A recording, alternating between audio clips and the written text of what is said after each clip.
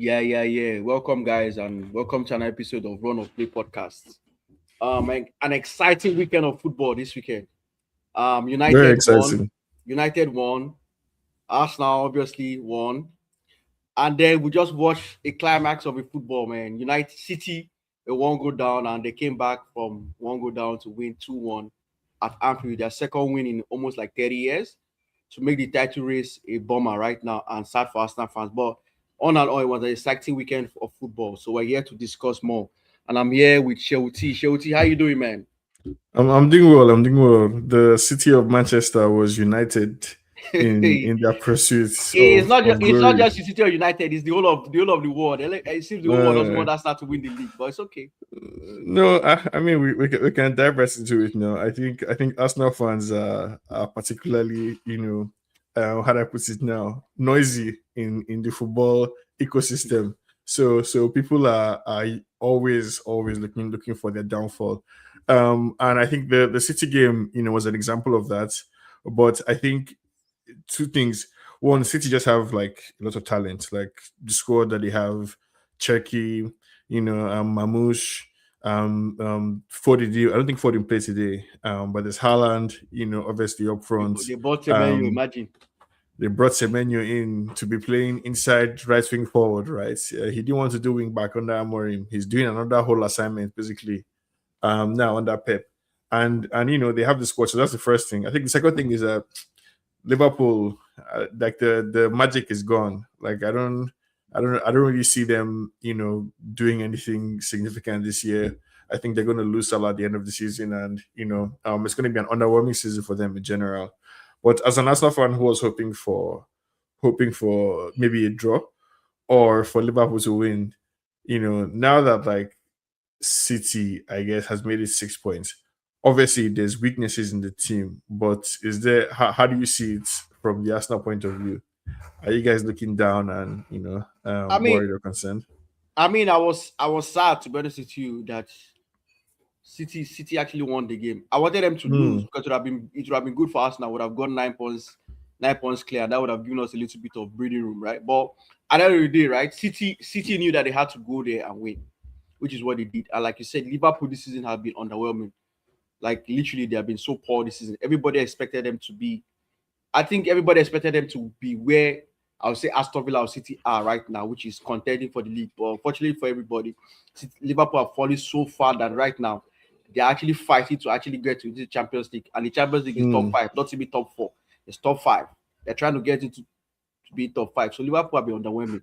When they scored the 84th minute, it was a ball. Initially, the game was, you can see, it was a game of chess. Like initially, because it's almost as if nobody wanted to give up the point. And then Yeah. when Liverpool scored, I was like, okay, maybe now Liverpool will go on and like kick on and win the game. And then all of a sudden, City actually grew in the game, and they equalized. And the moment they equalized, it's almost as if another spirit entered them, and then City went on to win the game. And to me, the red card they gave Robert, like I was saying, I would have left that goal. To me, I would have left the goal and just leave As the everybody ref. left. Yeah, I would have let it Hmm. go because they both put each other. I know Schloboscheit started it, but Schloboscheit started and let him go, and then Haaland did his own. So I would have just let it go. I know what at that point in the game, it's dead anyways. It doesn't matter. It doesn't change anything at that point in the game because the referee was going to blow the whistle after that incident. So whether he gave a goal or gave a free kick, the game would have been ended at that point. So I would have just let it No, go. so I mean, I think that there's something to be said for Soboslai being the last man, right? I think Mm-hmm. there's something in football. If you're the last man, your punishment is extra, or something. But sticking with City, right? We talked about how they've been able to spend a lot this January even. Not just even They January. brought Remember, in. for the past 1 year, City has spent almost 600 million. Because remember last January as well, when they bought Mamouche, Yeah. that Nico guy, they bought some two defenders. That City for the past 1 year, City has spent almost 600 million in 1 year. No, basically, like if you were like a young hot prospect in the Premier League or around the world, City went and spent money and got you, right? So I'm looking Yeah, at your team right now in front of me. There's Matthias Nunes, I think the guy they got from Wolves, no, yeah, probably like 40 or 30 million or so. There's Kusanov, I think that was expensive as well. yeah, Kushano. Gehi, they broke Liverpool's heart, and Yeah, they broke and we all Liverpool's. thought Gehi was going to Liverpool. He ended up at City. I think they were booing him in the stadium today. It's Nori from Wolves also. Bola they brought, Bola, yeah. and in midfield they have old guard of Rodri and Bernardo Silva. This O'Reilly guy as they want to be, something. I think they're looking to spend on Ellis Anderson or another midfielder to bring in next Summer, year. right? And then Yeah. up front, you have Mamouche, Haaland, and Semenyo. Mamouche that they paid a lot of money for also. Semenyo they just brought. So, like, City have spent a lot of money. Yeah. It basically seems like to keep the club alive. And by definition for City, alive is in and about the Champions League, Premier League spots. And, pound for pound, they should be able to match you with the players that we have. Again, as again, looking forward, right, to Arsenal away at the Etihad. um both teams are being called upon to basically win all the remaining games in the season, right? Which you know is not going to happen actually. We don't know that, right? Because I think any single point that is dropped anywhere now. You and I know based on what we've seen this season, Arsenal and City are not going the whole season, the remaining games winning them. Because it's like 13 games left, if I'm not wrong. You want to tell me City and Arsenal are going to win 13 games straight? It's not possible. No, I think United are going to win the remaining 13 games straight in the season. So I wouldn't be surprised if there's somebody else, that's could pull it off. But looking forward, even if they don't win all 13 games, right? And you guys don't win all 13 games either. Havertz is back for you, and I'm segueing now to Arsenal and the title race, quote unquote, conversation, right? Havertz is back for you. You were able to call on Gabriel Jesus when you needed it. Joker scored 2 goals yesterday, so maybe, your striker. Because the issue with Arsenal, people have been saying is that like from open play, you guys suck, right? Even as a Wenger said it against United, like from open play, there's just nothing coming from this Arsenal team, right? If it's not Alhamdulillah corner kick, there's no goal. But if you're in a position where Havertz is scoring, Gyökeres is scoring, that's a different story, entirely. So this is what they call the business end of the season. Yeah. Arsenal did the business yesterday against Sunderland, who looked like they might huff and puff, but in the end, Arsenal did the business. City won today when they should, how do you see the rest of the season playing out? Do you think it's going to be comfortable? Do you expect any hearts in your hand, hearts in your mouth moments or drama, anything like that? I should expect drama, and any Arsenal fan that has been honest with themselves, I think this City winning this game has actually made Arsenal fans to like sit down and know that okay, now the title race is on. Because if I'm Man City right now, I'm getting the kick off my ass. Sorry for my language, but like it's like it's like a kick up my ass to say that yo, come on. If we have gone to, because we all know that Liverpool is one of the hardest places to prepare for City. Like I said, this is their second win like 30 years at Anfield. Even Pep, that is the almighty. This is the second time he's winning in Anfield in like 10 years. I think it's been almost 10 years. The second time he's winning at Anfield in 10 years. So that's to tell you how difficult it is for City. So there are certain games you go or you have on your calendar whereby you just tick as an X, like a loss, or the maximum you can get like a draw. And then for City to go there and actually win the game, remember the fact they also won't go down.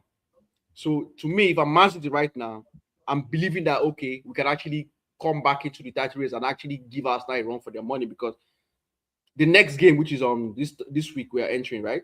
I think Wednesday and Thursday, they are Premier League games. Yeah. Arsenal is playing on the Thursday, and the City is playing on Wednesday. So if City is playing Fulham, and I think we can agree that City should win Fulham at Etihad.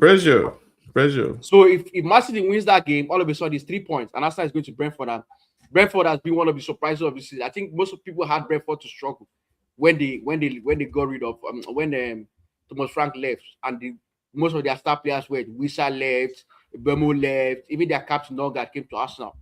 So a lot of people had Brentford as one of the strugglers, but they have been fantastic. They are, I think, 7th in the league table right now. So going to Brentford is going to be tough for Arsenal.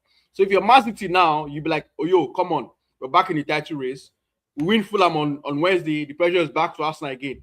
The pressure was back to Man City this weekend. Now it's going back to Arsenal. So on the purists and for haters, it's the perfect scenario for everybody right now, because the title race is back on. Because if City had lost, I think a lot of people would have especially that Arsenal are probably going to win the league because it will be hard for this Arsenal team. I don't see Arsenal, to be honest with you, this person Arsenal team, I do not see them losing 3 games straight. I don't see that. I don't know about you, but They don't have to lose 3 now. I mean, if 9 points, what do they have to? You don't have to lose 3 straight. Like, I don't see Arsenal losing 3 games. It doesn't have to be 3, but I don't see Arsenal losing 3 matches. That's this present Arsenal team. I don't see us losing 3 matches because we are that. One thing I think that has made us now strong at is that we rather draw the game than lose it. That's one thing I think that has done for Arsenal. So on a purist and neutral level, you're happy and you're delighted that Man City won today because now there's actually a title race because I see, to me, I think I was telling Dr. Those on our podcast that game against City at Etihad is probably going to be the decider for the title because it's April 18th, and by April 18th, I believe it should be less than 10. It should be less than 10 games left, maybe maybe 5-6 games left. So if it's still 6 points, let's assume it's still 6 points going to the Etihad, right? If Arsenal wins that game, it becomes 9. If Man City wins the game, it becomes 3. And all of a sudden, you look at it and go, oh, Arsenal might be pressured to drop more points after then because now the pressure will be more on Arsenal than Man City at that point. So as of now, I'm still confident Arsenal is going to win the league, to be honest with you. I'm still confident. But then I'm going to wait till April when we play Man City. But right now, I don't think you need to wait that far now. I think between your next games against Brentford and Wolves, Arsenal is going to drop points. What is 3 points? What is 6? I'm going to win Brentford, though. I'm going to win Brentford. I don't know which one it will be, but between those two, one relegation bound team, one just very annoying mid-table Premier League team. You're true that, but Man City is going to drop points as well because Man City I've seen already this season, they are not consistent as well too. They are not consistent. Everybody thought they were leading. Remember Tottenham, they were leading 2-0. I was done. I was like, yo, the game is done.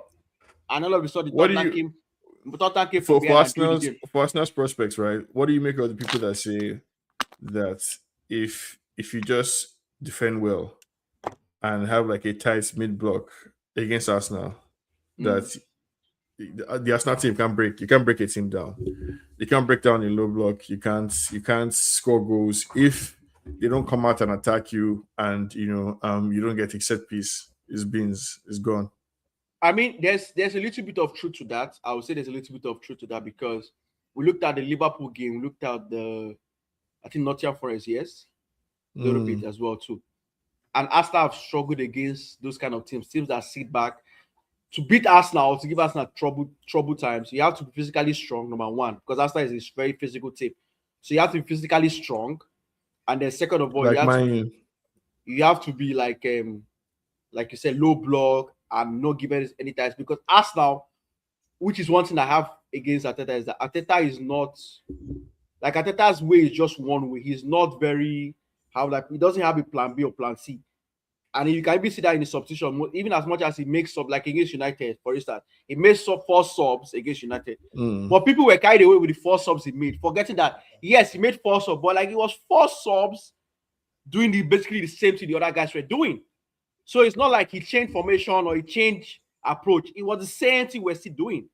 So at the end of the day, it doesn't. That's my problem with Arteta is that there seems to be no like a second plan against, if plan A doesn't work.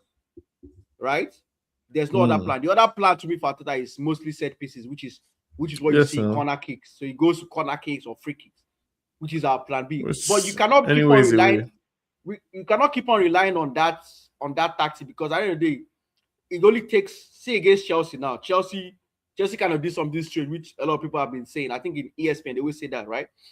Leave 3 guys up forward. Leave like few guys up top to give Arsenal worry because Arsenal will be scared of the counter. So that way they won't put too many guys in the box. What Arsenal does in set pieces is that they crowd your box, and then there's always one guy beside the goalkeeper that kind of like gives the goalkeeper some scare. So the keeper is kind of scared on what to do and shit like that. So that's what Arsenal. But when you leave you guys up front, Arsenal will be scared to do that because there's a fear of counter attack. Getting counter attack, yeah. Exactly. So for me, I would say low block teams give us now problem. But at the end of the day, hopefully Arteta is learning. Havertz being back is a good thing because just from the few games Havertz been back, I can see that Havertz is forward thinking. He's I think his best role is supporting striker. That's his Havertz's best role. No, yeah, Just behind the striker, not being the striker, but like supporting striker. Of all the midfielders that That's to me is likes to Havertz's use best role. as So hopefully he stays strikers, fit. Havertz is the best of them. Yeah, no, I agree. No, actually, Merino is the best out of them. But Havertz is more of and that's funny. That was his position when he was in Leverkusen. When in Leverkusen, he was like a supporting striker for the main man. He wasn't the striker. He was an AM or a supporting striker. So hopefully Havertz is fit for Arsenal because we need him for this running. But going back, low blocks, Arsenal should be ready for that from now to the end of season. We're going to face low blocks from now to the end of season because, like I said, there's an agenda against Arsenal not to win the league. I see it if I go on Twitter every time I see it, a lot of people, even Obi Dixon, some bring it that his brother even posted it that Arsenal winning the league is probably the end of. Some people are even comparing to World War III. That if Arsenal win the league, it's synonymous to World War III happening. Like so, like the whole world. There's even your because Oscos is saying that Arsenal winning the league is going to be like what the hell? When there's United of '99 that won the league with 75 points, what is he saying? So it's not about the number of points. It's about the manner by which Arsenal is attempting to win the league, right? This kind of anti-football. It's an agenda. Alhamdulillah, like anti-football. Arsenal, this thing. There's a stat. United that you're bringing. United has scored more set piece goals than Arsenal. This is it. It's a good point that you bring. So you see that it's just the difference. It's an agenda. It's an agenda. No, but the difference between our set piece and your set piece is that our set piece, as you saw with Mbeumo, Everton is the same. I think they've scored the same amount of goals overall from set pieces. But nobody brings us Everton. Nobody brings up Man United. Because it's always Arsenal. They do the set pieces differently. The whole world doesn't want agenda, the league, which is why I want Arsenal to win the league, because when we win the league, I want to see what's going to happen, which we are going to do. But going back to your point, low blocks, we expect that to the end of season. But I expect Arsenal to have learned from our low blocks issue, and hopefully Havertz coming back is going to help us with that. And Gyökeres scoring, hopefully Gyökeres will help with that. So I have no problem with low block. We're going to conquer that. I think the lesson that Man United should have taught everybody about this Arsenal team is that just don't play them with any kind of like fear or reservation. Basically, like first of all, you need to be strong because they are strong, right? Timber, Gabriel. So you need somebody like Maguire that can carry Gabriel like a baby. Have you guys seen that picture? The way he carried Gabriel and just flung him out of the way. Physical players or like Dogu, somebody that can put the opposing side under pressure. And if you just play them without fear, you win. Chelsea were trying to be clever by half. I don't know what Rosinho thought he was doing. I think the correction is if you can score screamers, you will win. That's how teams have beaten Arsenal this season. Thank you, Dr. You're making it sound like another agenda. Is the only team to have beat Arsenal this season. Like from normal open, like how many chances do you guys create? Apart from Douglas Creamer, it was only 3 chances now. They had 3 shots on target and 3 goals. Why are we doing this? I don't understand how you showed the people in the league how. Yeah, show it you had 3 shots on target. Why are we doing this? So it shows efficiency. That's what to me it shows. Efficiency. Yeah. That's what you did. If you want to beat Arsenal, you have to be efficient. That's it. Because you have very limited chances. Why are we doing this now? My United, shots in the game, Arsenal had 15, we had 10. Right? Shots on targets, you had 4, we had 3. Exactly. It's not as if. And then you score with your 3 exactly. That's what I'm saying. That's efficiency. You have to be efficient. It's that's not efficiency. It's not by all yes, no, because all of that because if Arsenal had a corner kick, they will put 5 players at your keeper, right? And have super accurate Declan Rice and Bukayo Saka to basically drop the ball. This is the first time. You see, you see what you were saying. That's what agenda now, because United and Everton have scored more goals from set piece or corner kicks from Arsenal. But Arsenal is the only team they keep on bigging up. Is what they call is honorable set piece. Right? See, this is the agenda, Johnny Boy, as you were saying. Like this is the first time I'm hearing super accurate being used as a negative. Exactly. Like, when it comes to us now, the positive statements become the agenda negative. is just flying. The other day, I saw John Terry comment and say that Arsenal are celebrating like bro. We beat. I saw your video. You wanted Chelsea to win. We didn't beat you. You guys didn't win, and then you're angry because we won. And then you sort of accepted that Arsenal beat you. You are turning it Arsenal. Okay, We're just we understand the celebrating whole world don't like when- Arsenal. like the We whole world understand doesn't want that. Arsenal to win. It's obvious because every day I keep when posting Arteta- agendas. I keep When posting Arteta agendas was every watching day. his legacy against Man United, it was paining him that they had to come out after the end of the game and say the goals that the team scored showed the difference, right? Arsenal's goals were about power, about strength, about mostly the ball into the Our back first of goal the wasn't net. about power and strength. Sorry, our first goal was Okay, it was an own goal. Let's not review Man United game again. No, they make yes, it sound like yeah. on aggregate is 3-3. So calm down. You did not do anything. Exactly. You spectacular. collected 3 points. I collected 3 points. So yeah, so let's I leave don't that one get- alone. Yes. But I think you were going to ask about title race and things. How I saw. No, He yeah, asked we're talking about He asked about the that. title race. We're talking about the fact that it's 6 points. You know, we're talking Mhm. about Yeah, how I joined in. Yeah. both teams are set up for the next game. I already said I think between Brentford and Wolves, Arsenal are going to drop points. How many Mhm. points they're going to drop? I don't know, but points will be dropped. Yes, but as Jennifer also said, in the next 2 games as well, City are also going to drop points. I said it that dropping points is not the problem. Like not the problem. I don't know that that's a given, right? I know that no, it's this a one given it's a to me. It's a given. We've seen it. City will drop points. City have been Okay. 2 behind, they'll be 4 points behind, they'll be 7 points behind. Like it's okay, it's all right. We can drop points, they can drop points. Yes. But one thing that we know, that everybody knows, that even Pep knows, is that after that winning this league, that's what we know. And that's why they're putting up. And that's why the agenda comes in. That's where the agenda comes in. I don't know They are who knows trying to that. put Carabao on Arsenal's Cup or title. FA Cup. You Yes. guys can take solace in those ones. But you see this Premier League like this, I don't know They are who winning knows it. it. is We for see- the Because Arsenal. It's for the as far as I know, that 13 games left and 6 Yes. points. Mhm. 13 games is what? 3 times 13. 3 times 1, 3. That's 39. Right? It's okay. It Times can, two. it can be one. It can be 1 loss, 2 draws. It can be 3 draws. The 39 Arsenal, points. like there's 6 points. There are different permutations for Arsenal to drop 6 points. But all I know is Arsenal. City are going to drop as well. That's why I was telling him. City are going to drop points Okay, because the City we have I seen. understand. Like people were happy with the performance of City at Anfield, so it's giving you guys some more courage. Yeah, that I know. there's some more fight. I and reminded him all that of that Liverpool stuff. is garbage this season. I reminded him. That City Yeah, have You Liverpool don't have been need garbage. to remind me now, right? I've told you that like the one team that is guaranteed to win the remaining 13 games in the league It's is Manchester United. Imagine. you know if United win, I I told heard you. that. I heard that bit. Yes. You know if United win the win 13 games, you guys might win the league. As the what you are saying. No, win Yes, the league. that's No, what win the league. That's I'm what I'm talking about. I'm Because talking I'm sure about the Arsenal title is race. not going to win. Yeah, Arsenal is not going to win the saying- next 13 games. I'm No, sure it- Arsenal is going to win the 13 games. So if you're saying I said United is this. going- See, 13 the games, moments, that means the United moments will we win the league. beat, the moments we beat City. I said it then.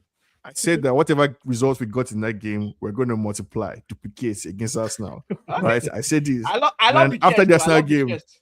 I love said the that from chest. then on, the title Hmm. charge is on. Basically, Yeah. anyhow you want it, right? We can give And it to you know the good thing is not only you saying that. A lot of United fans are actually saying that as well. So you're not the only person saying that. Yeah. No, I now, I because- this. because- four wins in a row for the first time since 2024, since Ten Hag. Maybe they should have kept Ten Hag because he's winning games in a row. Like first time since 2024, you guys have all these dreams and ambition already. You know, I like it. Thank you, Carrick. I like it. there's So the the fact of disappointment winning will be itself. great. I And like the funny that, thing I is, like There's- when they now finish 6th or 7th at the end of the season, which Exactly. is going to happen, it will now be, is Carrick's It's- first job. yeah. It was not, it's just an interim. Like, you guys Yeah. have it good. So you guys can You say hype. And 6 then or when you 7. finish You know, I 6th or like 7th at the end United. of the season, It just yes. takes one bad result. You know, the same way he's saying the wins multiply, it's the same way a bad result to multiply. And that's why I like United. The same thing happened under, I told you, under Oli. When Oli came here, I think they went on like 15, 16 games of beating run. They went to Premier PSG. You guys went to PSG and knocked them out. Nobody expected you to knock PSG out. Sure, let's You be guys honest. went to PSG and knocked them out. And the whole world was gassed about United. Where did you guys finish? Was it not 5th year?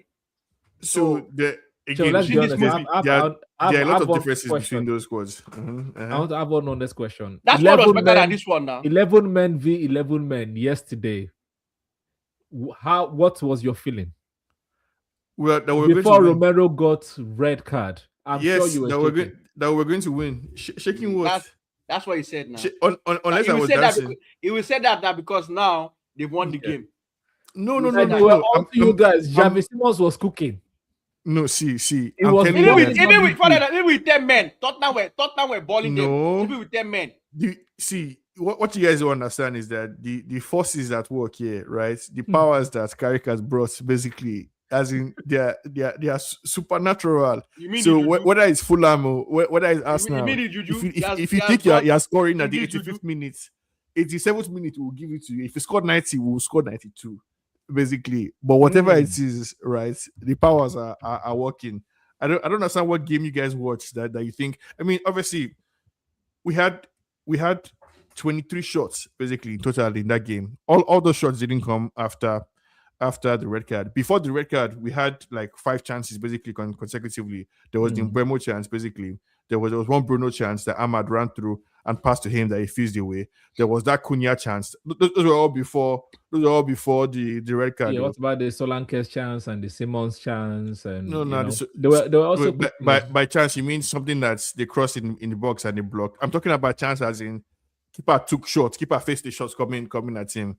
Tottenham didn't have anything to offer. Like they huffed and they puffed because they're a Premier League team. Sure, they just came from behind and scored 2 goals against City. They're motivated. Yes, all right. But I enjoy the win. no, it's I'm enjoying it. Yes, I was just watching highlight before this match started. But I think let me turn the question around for you because you guys experienced this, right? You experienced the power of Cunha Bruno, right?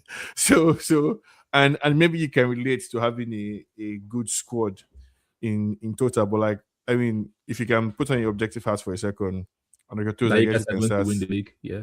No, we're going to win the league, but that we have a very good squad, right? Compared to maybe even the squad that Ten Hag I don't think anybody denied that fact.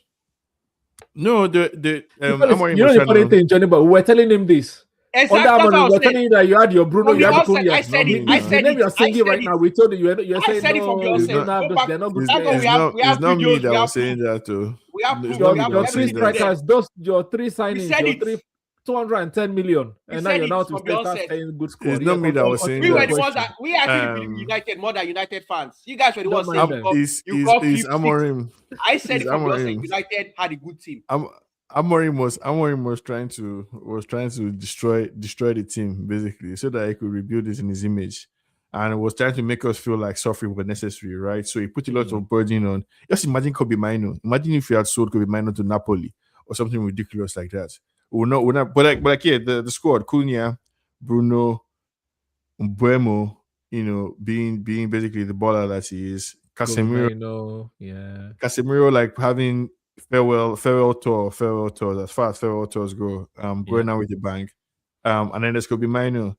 I guess say more about the feeling that you had before, right? So if you're saying truly that you always felt United had a good squad, yes, you did.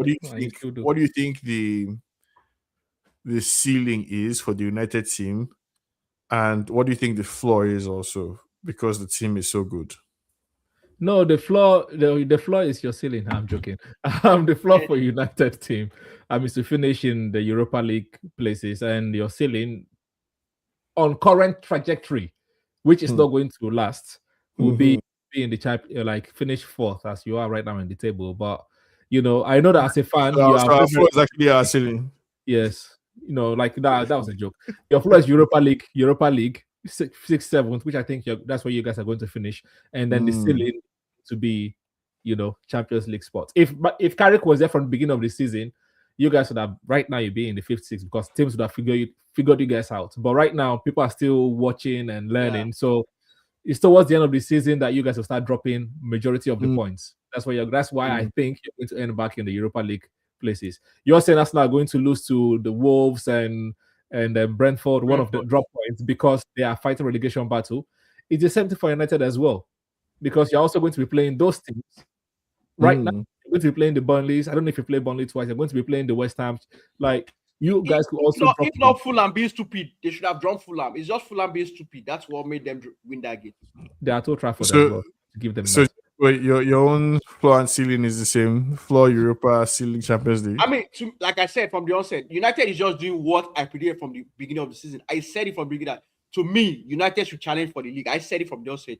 With the squad, with the transfer market window you had last summer, I said United should challenge for the league. But then I expect you guys to follow up around April, March. I said that, and then you guys will come 5th or 4th. So I still put you guys in Champions League. So I would say your ceiling is Champions League, or like the doctor said, it's Europa League. I would say your ceiling is Champions League, maybe 4th or 5th, which is where you are right now.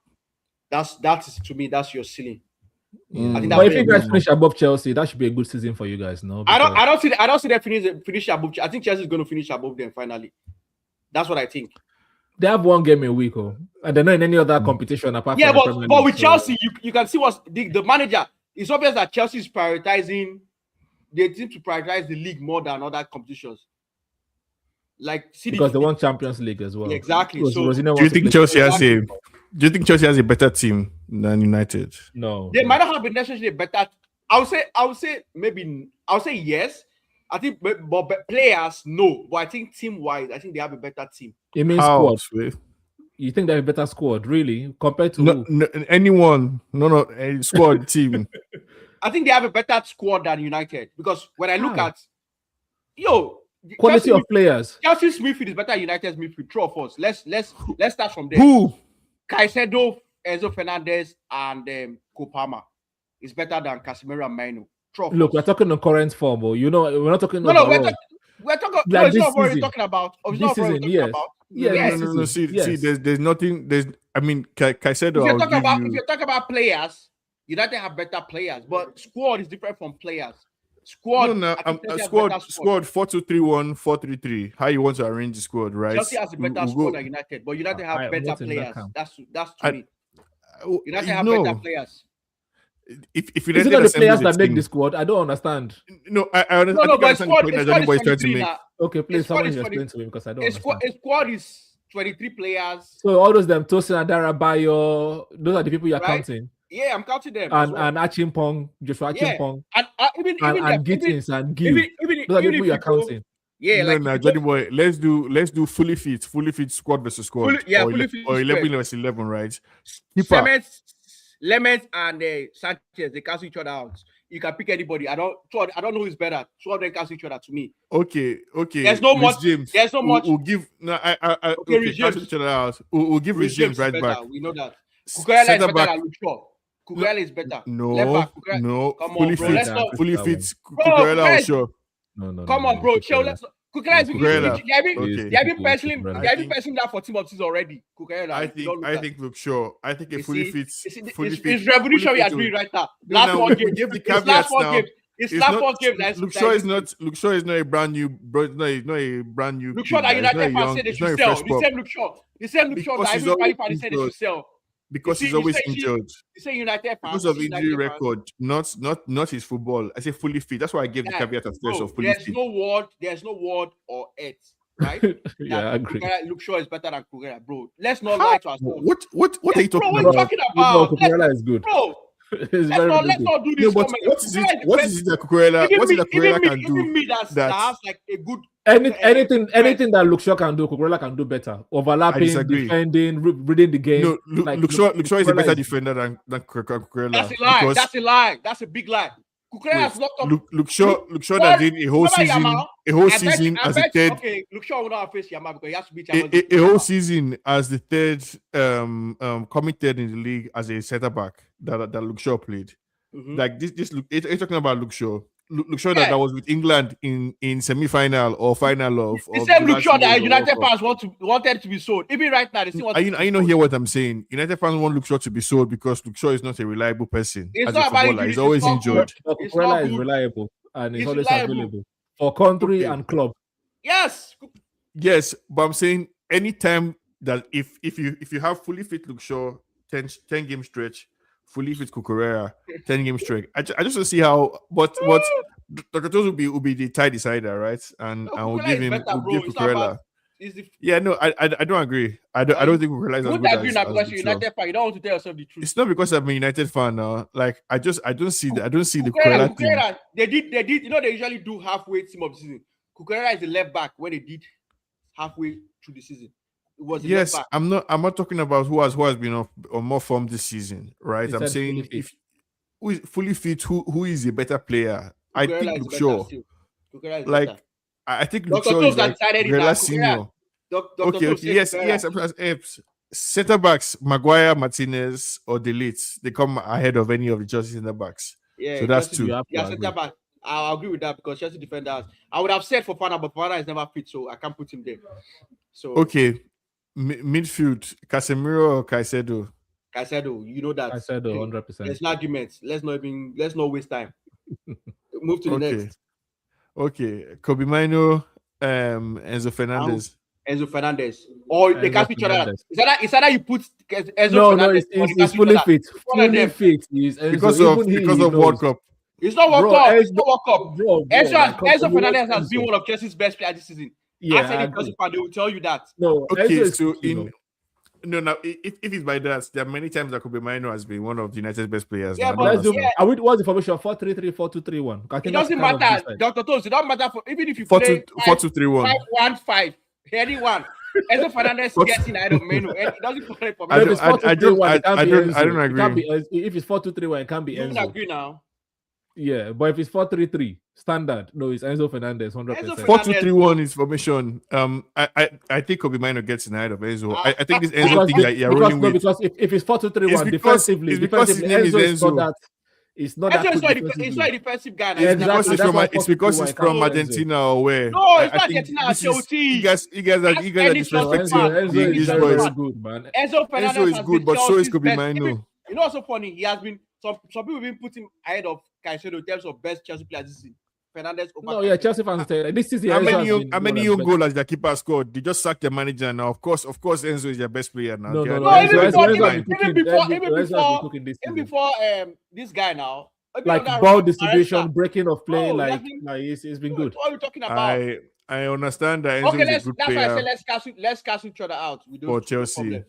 we agree to disagree. So as Enzo Okay. You guys let us Mino know in the cancel- comments if they you cancel each other out. Okay. disagree. Move Yeah. forward. Okay, Bruno Fernandes, Cole Palmer. But I'll pick Bruno. I've always liked Bruno, so I'll pick Bruno. No, it's Bruno. That one is Bruno. I'll pick Bruno. I'm not Okay. biased. I'll say the truth, but Bruno. On the right, Ahmad or whoever it is in Chelsea. I don't even know who the person is, but it doesn't matter. Sometimes Esteval, sometimes it's Pedro. It doesn't matter who they are. It's Ahmad. I'll go with Ahmad because Ahmad is more Okay. consistent. I'll go with Ahmad. Now for the next two positions, anyhow you want, I put Mbeumo and Cunha. The other two positions, pick any other two Chelsea players you want. Okay, yeah, I'll give you that. I'll give you that. Okay, so now we've counted the whole front. We've counted the whole front four for United, right? Bruno, Ahmad, Mbeumo, Cunha. We've counted. It's a wash. What's their name? Enzo versus Kobe. So we don't count that one. Then we counted two for United in defense, center backs. That's 6 now. Out of how many players are in the team? 11. Basically, Yeah.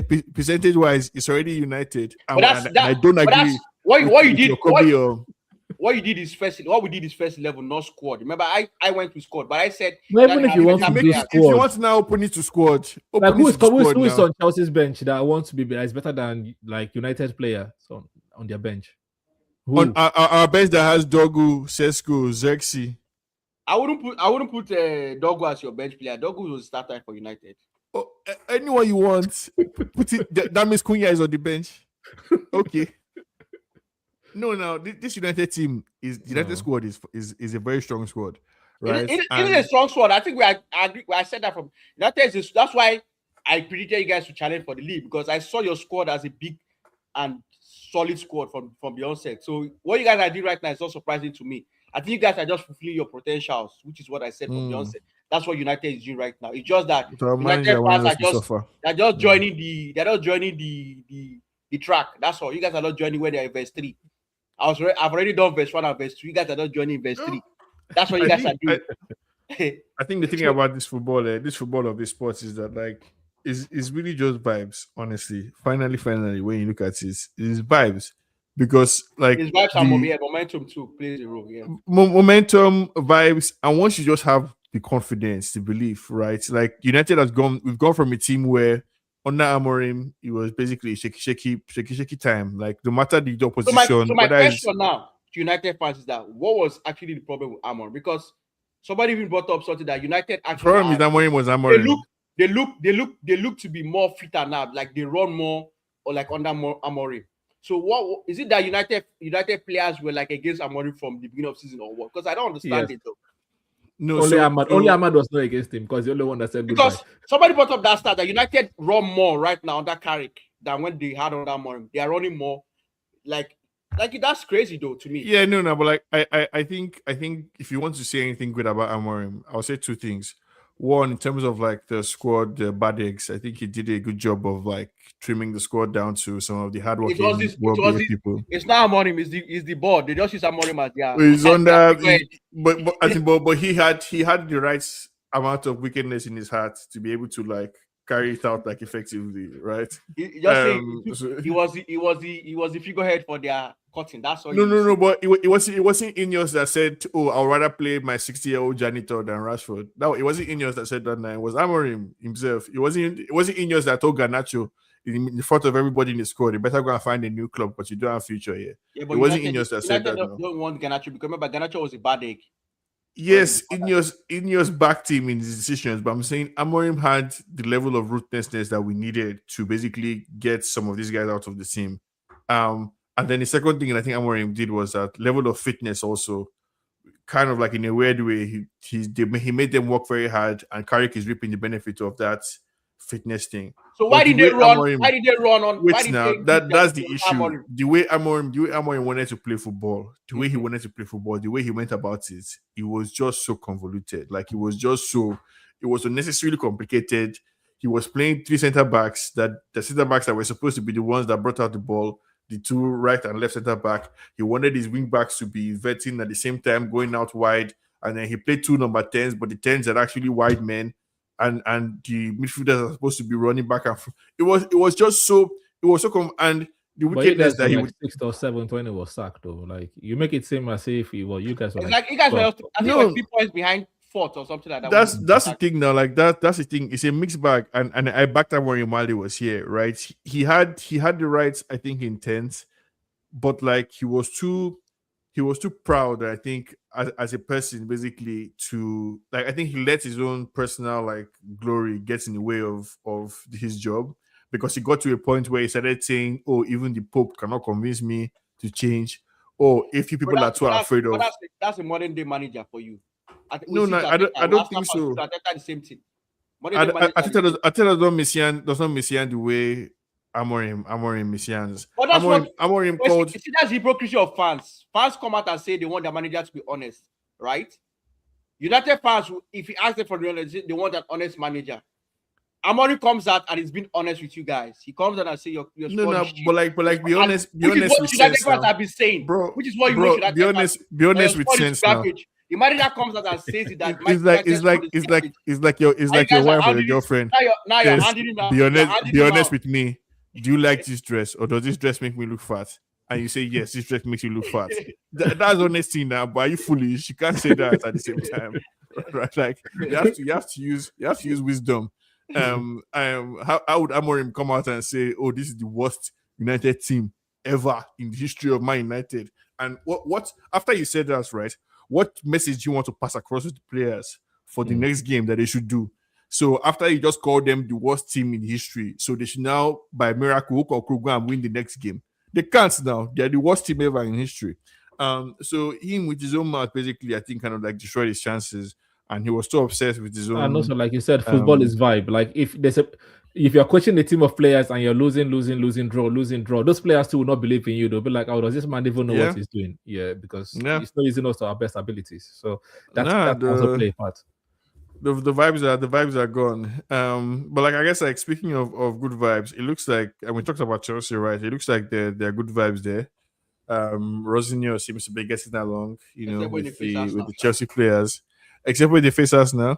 But it does look like there's a vibe there. I predicted that the guy will get sacked again by the end of the season, too. Already less than 6 months.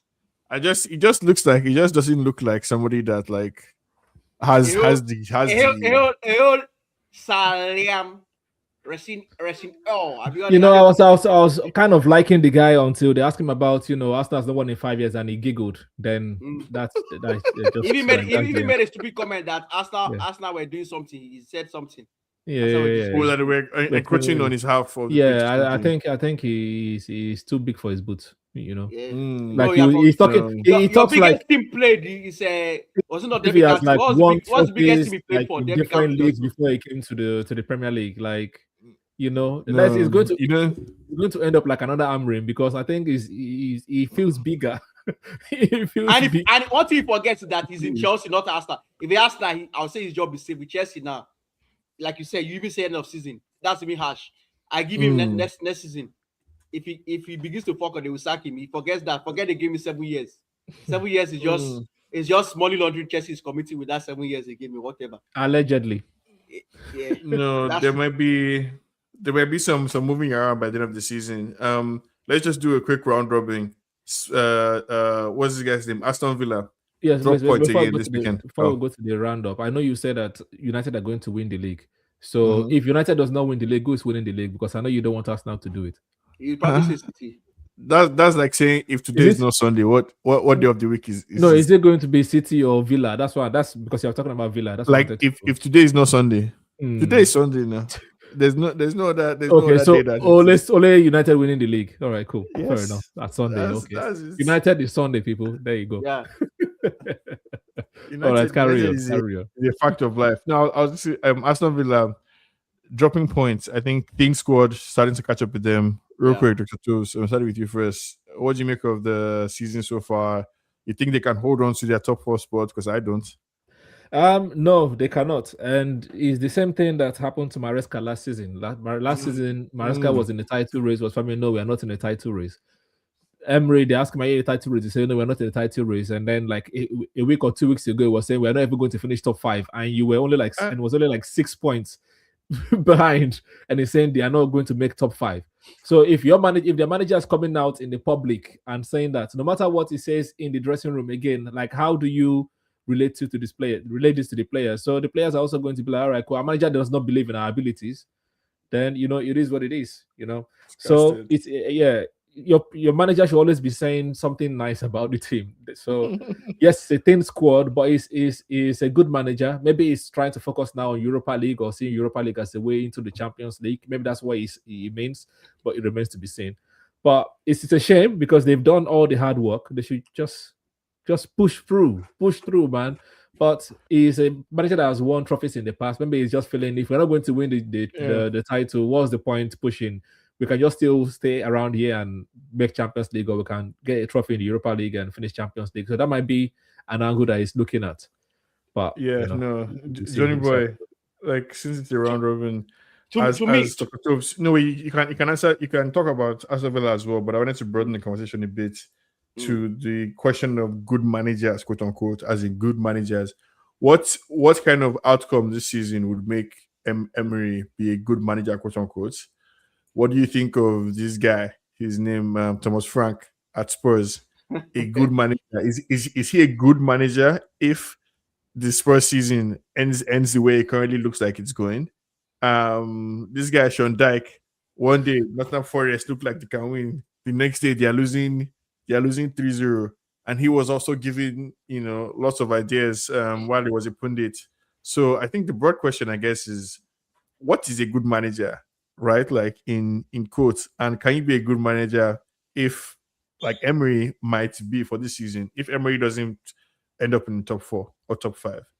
Can we still call him a good manager? I would say a good manager is as good as a squad, because no matter how a manager is, if you don't have a good squad, guess what's going to happen? Nobody's going to call you a good manager. Going to, for example, now Thomas Frank, we're seeing it with Thomas Frank right now. Everybody thought that when he left Brentford was going to struggle. But this guy is not even a coach. This guy was their set piece. Remember, this guy that came in was their set piece coach. So just the way Arsenal has that Cuenca, what's his name? Cuesta. It's like Cuesta taking over Arteta. Who is that? Jovic. It's like Jovic taking over the job at Arsenal. But Jovic was also a coach once upon a time. Okay. But this guy was their set piece coach. This guy coaching Brentford right now was their set piece coach. And he's literally their head coach right now. And he's doing map. In fact, I don't think under Thomas Frank, Brentford got to this position. I don't think they were ever 7th in the league under Thomas Frank. So you see that this guy is actually doing way more than Thomas Frank did. And I think I can argue say with better players. Thomas Frank had better players than he did, because they lost. No, but Frank make those players better. Like, what is Wizard doing right now? he did. Apart from Yeah, Mbeumo, what is Wizard doing right now? true, What they true. said You can, Berama doing? What Oli Watkins? Like, you know, so that you don't you slap have him a too much. point. So to me, a good manager is as good as his squad. With Aston Villa, right? I think we always said, even most people even said it, that yes, people, that's why nobody actually said they were entitled, because everybody saw that at the end of the day they didn't have the squad was not there, and also Emery has not been known to like sustain title challenges and stuff like that. So everybody felt that they were going to drop off at some point. So that's why nobody really put them in the title race. So I think Aston Villa, even him saying they're going to finish out of Champions League is a reality, because I think United is 3 points behind them right now. So not only United can pass, disgrace. That's a disgrace. United can actually pass them. Not only United, Chelsea can also pass them. So they can actually drop to the actually 5th and 6th, he said. So his statement can actually become a reality. So to me, a manager is as good. A good manager is made of a team makes a good manager. That's what I feel. I guess let's segue. I guess you are saying that what you are saying now is not that Michael Carrick is not the one that is making United good. It's United players that are making Michael Carrick good.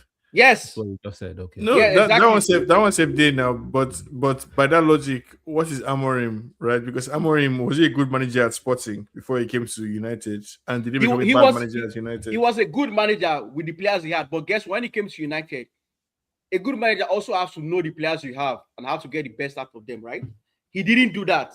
Like you said, he was stubborn to his tactics. The team he had at United couldn't play the formation he wanted. That's the truth. They couldn't play the formation because Casemiro is 34 or 35. He's not mobile to be moving up, and every game, correct me if I'm wrong, they always take off. Casemiro never plays 90 minutes for United. If I'm not, he comes for around like 80 because he's always gassed, because he's gassed, he's old. We understand that. So if you know that as a manager, why then are you like setting him up? Basically, what he was doing was setting up United players to fail.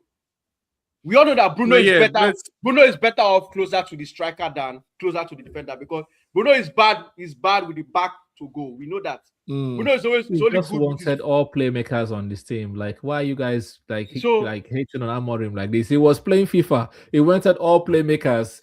Bruno Fernandes, deep line playmaker. You have Cunha, you have Ahmad. He wanted everybody there. Don't blame me. Don't blame him too. And the only way to do it was 3-4-3. No, you're as good as your team at the same time. Also, you have to. That's why you have to know how to get the best out of your team. That's what makes you a good manager. Now let's wrap up with one of, I guess, the best managers of our time, Pep. I don't know if Dr. Toes has a clip for us. No, I couldn't load it this time. Okay, so we could just talk about it now, right? Pep made news, I guess, for non-football reasons in the last few weeks, because he commented on some global, political events, and I think he faced some backlash on it or about it. And I guess the question of whether there's room for politics in you just stick to sports and this thing. I think I'll just start out from my own opinion that, I think I see both sides of the argument. I think arguments or rules are best served if they apply to everybody, right? Like a principle is not a principle if it only applies one way. So the reason why I don't want Pep talking about, I don't want Pep talking about politics or politics in a way that I like, because I wouldn't like it if Pep, as influential as he was a Trump supporter, for example. Like I wouldn't like that, and I wouldn't want to hear that from Pep. So I have to leave room to for people who disagree with Pep and don't want to hear that from him. But then again, I think there should be wisdom to determine if one thing is bad and the other thing is good, and somebody is supporting them. So I don't know, Johnny Boy, should coaches stay out of politics? Be completely quiet?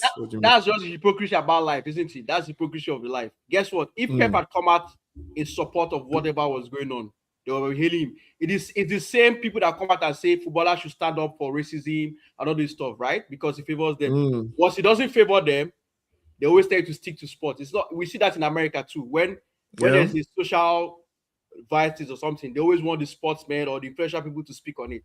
But the moment they go against what they expect them to say, they stick to sports, stick to the. So to me, I feel that the best thing is just to do what which I understand why Michael Jordan never people always come against Michael, but I understand why he never came out to speak on any issue, because you can never win when it comes to all those kind of things.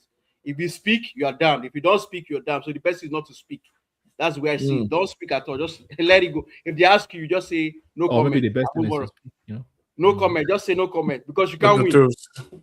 Yeah. How do you see it? I support what Pep was saying. His response anyway, because he didn't say he was not supporting one side against another side. He just said like all of this is not good. You can't keep like watching these things in your face and not say anything about it. Like he condemned all actions. And what I picked was maybe he saw one of the videos from Minnesota or something like that before he came to the press conference, because that was the one I made mention of the most. Mentioned ice. So I think maybe he didn't like what he saw. He didn't like what he saw. So it's like, like, come on, like the world is all globalized. We have technology. We can all help each other instead of like killing each other, and everybody keeps staying quiet. So he didn't point fingers to anybody. He just said this cannot keep happening. Someone has to do something or say something. So he's right to say something. Yeah. Just because he's the manager of a club, like he can say. And like he said, he's not saying it for himself. He's saying it for his children, his children's generation, and for even those journalists that are saying stick to football. He's saying it for their children as well. So, but see why I said he is a hypocrisy. Remember, I think it was during COVID when Ozzy spoke about the Muslims that were persecuted in China. Remember that? And he was hounded out. Now, what's his name? This former Arsenal guy, Jinkecho, comes out, even brought out a book and talks about like the whole Ukraine and Russia shit's happening. And nobody bats an eye. They're even applauding him as a spokesman, as a freedom fighter every day. But the same thing Ozzy was handed out for is what again, like you said, it's about which side they are picking. Pep did not pick a side. He just condemned everything. Like, so that's why the best thing to me, just stay silent. If they ask me, I say no comment. Because it's crazy. But I know that was slightly a distraction, because Pep is a master of distraction. Maybe he didn't want to talk about the previous game or answer questions. Then he threw that in there to be like, let's go and eat this one. But either way, I'm glad he said something about it, because it's nice if someone influential says something and bring attention to stuff like that. So yeah. Okay. That's good. Yeah. So you guys let us know what you think in the comments below. Is Chelsea squad better than United squad? Or are United squad better? Who do you think is going to win the league? Are United fans overexcited thinking they're going to win the title? If you think United is going to win the title, please press like button. If you think they're not going to win the like button, please press the like and subscribe button as well, and give us your thoughts in the comment section. Hope you have a fantastic week. Thank you, Sean. Thank you, Mr. Johnny Boy. Have a fantastic week, everyone. Mr. Johnny Boy, please take us away and the stream. Yeah. And hopefully see you guys tomorrow on Gunners to Gunners podcast, where we discuss everything. Gunners chat room. You've been there for like 15 episodes. You can say the Gunners chat room. Join us tomorrow for that. It's going to be an explosive one. Thank you guys, and see you next week. Yes, sir. End the stream, sir.